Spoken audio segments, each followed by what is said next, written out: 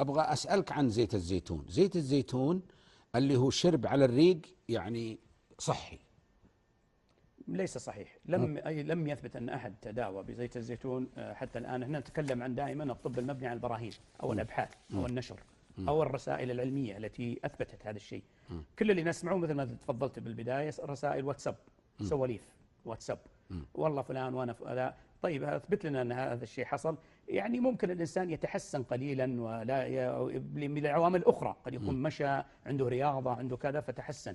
لكن شرب زيت الزيتون يزيد مستوى الدهون والزيوت في الجسم. زيت الزيتون صحي وطبيعي ومفيد لأشياء كثيرة، لكنه استخدمه بدلا من الدهون وبدلا من الزيوت الأخرى.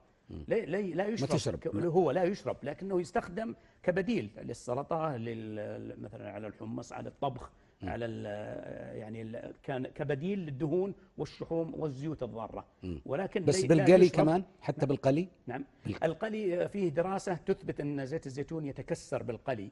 يعني إذا زادت الغليان ودرجة حرارة فوق ال 140 تقريبا لعدة استخدامات.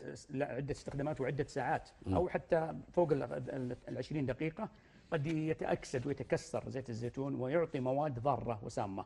لكنه للطبخ الخفيف والطبخ الذي لا يزيد عن 10 دقائق إلى ربع ساعة مثلا، يضاف للأكل الحار ما في مشكلة والبارد، وهو صحي. لكنه أيضا نرجع نقول هو بديل للدهون وللزيوت الأخرى، سواء المهدرجة أو الزيوت